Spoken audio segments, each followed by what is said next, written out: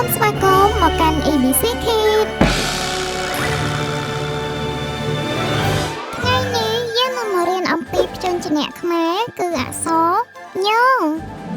សួស្តីបងប្អូនទាំងអស់គ្នាតោះយើងចាប់ផ្ដើមរៀនអក្សរញជាមួយអ្នកគ្រូទាំងអស់គ្នា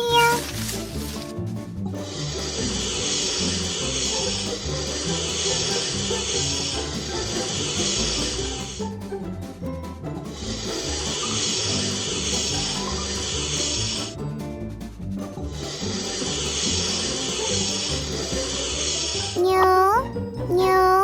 អក្សរញ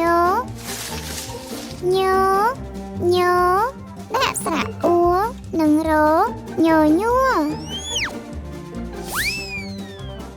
ញញួរញដាក់ស្រៈអ៊ឹនិងមញញឹម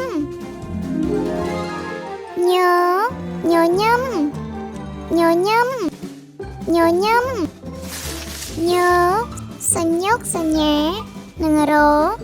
ញ័រ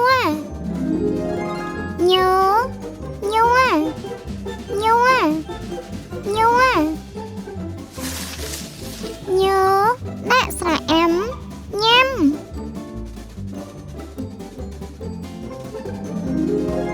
ញញ៉ាំពិតជាធ្វើបានល្អណាស់បងប្អូនចាំជួបគ្នានៅវីដេអូក្រោយទៀតបាយបាយ